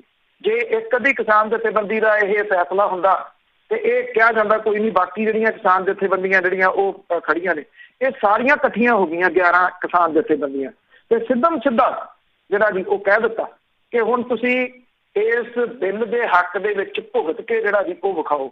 ਇੱਕ ਪੱਖੋਂ ਜਿਹੜੀ ਜੀ ਇਹ ਚੰਗੀ ਗੱਲ ਹੈ। ਇੱਕ ਤਾਂ ਜੇ ਕਿਸਾਨ ਜਥੇਬੰਦੀਆਂ ਯੂਨਾਈਟ ਰਹਿਣ ਇਸ ਮਸਲੇ ਦੇ ਉੱਤੇ ਤਾਂ ਕੇਂਦਰ ਦੀ ਸਰਕਾਰ ਨੂੰ ਉਹ ਝੁਕਾਉਣ ਵਾਲੇ ਪਾਸੇ ਨੂੰ ਤੁਰ ਸਕਦੀਆਂ ਨੇ। ਇਹ ਅਕਸਰ ਹੁੰਦਾ ਇਹ ਆ ਕਿ ਇਹ ਜਥੇਬੰਦੀਆਂ ਦੇ ਵਿੱਚ ਜਿਹੜਾ ਜੀ ਉਹ ਪਾੜ ਪੈ ਜਾਂਦਾ ਕਿਸੇ ਨਾ ਕਿਸੇ ਗੱਲ ਨੂੰ ਜਿਹੜਾ ਉਹ ਲੈ ਕੇ। ਆ ਜਿੰਨੇ ਇਹਨਾਂ ਨੇ ਐਜੂਕੇਸ਼ਨ ਕੀਤੀਆਂ ਨੇ ਉਹ ਸਫਲ ਰਹਿਣ ਦਾ ਪ੍ਰਮੁੱਖ ਜਿਹੜਾ ਕਾਰਨ ਹੈ ਉਹ ਇਹ ਆ ਕਿ ਇਹ ਯੂਨਾਈਟ ਰਹੇ ਆ।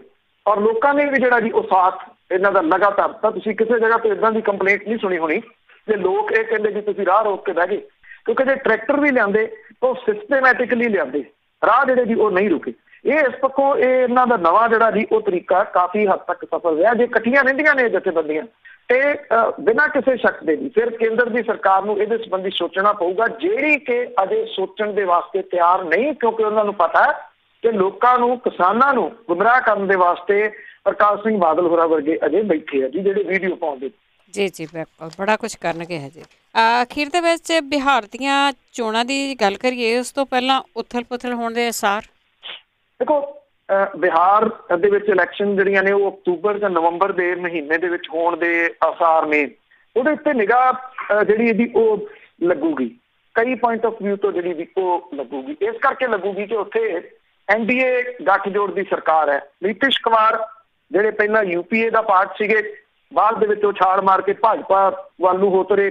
ਭਾਜਪਾ ਦੇ ਗੱਠਜੋੜ ਵਾਲੀ ਉੱਥੇ ਸਰਕਾਰ ਜਿਹੜੀ ਦੀ ਉਹ ਹੈ। ਲਾਲੂ ਪ੍ਰਸਾਦ ਯਾਦਵ ਦੀ ਪਾਰਟੀ ਜਿਹੜੀ ਦੀ ਉਹ ਪਰ ਤੋਲ ਰਹੀ ਹੈ ਵੀ ਉਹਦਾ ਸੂਤ ਲੱਗ ਸਕਦਾ। ਕਾਂਗਰਸ ਦੇ ਨਾਲ ਉਹਦਾ ਗੱਠਜੋੜ ਹੈ। ਕਾਂਗਰਸ ਆਪਣੇ ਤੌਰ ਦੇ ਉੱਤੇ ਤਾਂ ਆਉਂਦੀ ਨਹੀਂ, ਉੱਥੇ ਇੰਨਾ ਉਹਦੇ ਕੋਲ ਸਕੋਪ ਨਹੀਂ ਹੈਗਾ ਕਿ ਉੱਥੇ ਆ ਜਾਵੇ। ਇਹਦੇ 'ਚ ਜਿਹੜੇ ਸਾਬਕਾ ਮੁੱਖ ਮੰਤਰੀ ਆ ਜੀਤਨ ਰਾਮ ਮਾਂਝੀ, ਉਹਦੀ ਪਾਰਟੀ ਜਿਹੜੀ HAM ਹੈ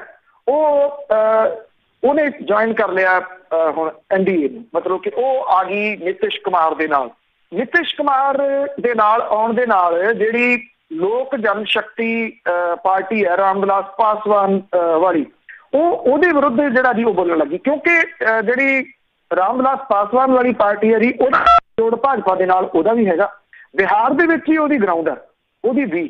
ਜੀਤਨ ਰਾਮ ਮਾਂਝੀ ਦੇ ਆਉਣ ਦੇ ਨਾਲ ਜਿਹੜੀ ਰਾਮ ਵਿਲਾਸ ਪਾਸਵਾਨ ਦੀ ਪਾਰਟੀ ਆ ਉਹਨੂੰ ਇਹ ਲੱਗਣ ਲੱਗ ਗਿਆ ਵੀ ਉਹਦਾ ਵੋਟ ਬੈਂਕ ਖੁਰੂਗਾ, ਕਿਉਂਕਿ ਜਿਹੜਾ NDA ਗੱਠਜੋੜ ਹੈ ਉਹ ਇਹ ਤਾਂ ਹੋ ਨਹੀਂ ਸਕਦਾ ਵੀ ਜੀਤਨ ਰਾਮ ਮਾਂਝੀ ਨੂੰ ਵੀ 8-9 ਸੀਟਾਂ ਦੇ ਦੇ ਤੇ ਇੰਨੀਆਂ ਸੀਟਾਂ ਜਿਹੜੀਆਂ ਵੀ ਰਾਮ ਵਿਲਾਸ ਪਾਸਵਾਨ ਦੀ ਪਾਰਟੀ ਨੂੰ ਦੇ ਦੇ। ਉਹ ਇਹ ਕਰੂਗਾ ਕਿ ਜਿਹੜੀਆਂ ਸੀਟਾਂ ਇਹਨਾਂ ਨੂੰ ਮਿਲਦੀਆਂ ਨੇ ਉਹ ਚੋਂ ਵੰਡ ਕੇ ਇਹਨਾਂ ਨੂੰ ਦੇ ਦਿੱਤਾ ਜਾਵੇ।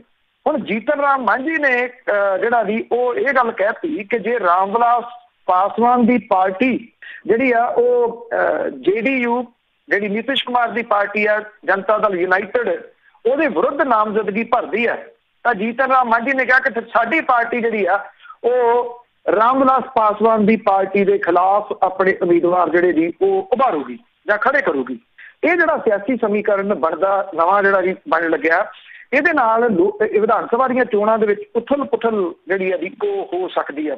ਔਰ ਇਹਦੇ ਉੱਤੇ ਨਿਗਾਹ ਇਸ ਕਰਕੇ ਜਿਹੜੀਆਂ ਦੀ ਉਹ ਲੱਗੀਆਂ ਹੋਈਆਂ ਨੇ ਕਿ ਕੇਂਦਰ ਦੀ ਸਰਕਾਰ ਜਿਸ ਤਰੀਕੇ ਦੇ ਨਾਲ ਹਰ ਮੋਰਚੇ ਦੇ ਉੱਤੇ, ਹਰ ਪੁਆਇੰਟ ਦੇ ਉੱਤੇ ਬੁਰੇ ਤਰੀਕੇ ਦੇ ਨਾਲ ਫੇਲ ਹੋ ਰਹੀ ਆ, ਉਸ ਤੋਂ ਬਾਅਦ ਜਿਹੜੀਆਂ ਦੀ ਇਹ ਚੋਣਾਂ ਜਿਹੜੀਆਂ ਨੇ ਉਹ ਇਸ ਪੱਖੋਂ ਅਹਿਮ ਰਹਿਣਗੀਆਂ।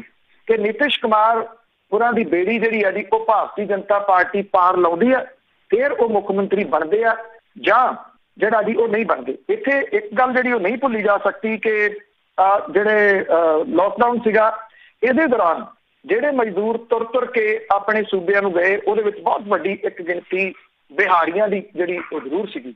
ਉਹ ਹੁਣ ਕਿਸ ਪਾਸੇ ਵੱਲ ਨੂੰ ਜਿਹੜਾ ਜੀ ਉਹ ਭੁਗਤਦੇ ਆ ਜਿਹੜਾ ਟਕਰਾਓ ਜਿਹੜਾ ਸ਼ੁਰੂ ਹੋਇਆ, ਇਹ ਵੀ ਕਿਤੇ ਨਾ ਕਿਤੇ NDA ਦੇ ਵਿਚਾਲੇ ਉੱਥੇ ਜਿਹੜਾ ਜੀ ਉਹ ਉਥਲ ਪੁਥਲ ਦੇ ਸੰਕੇਤ ਦੇ ਨੇ ਜੀ।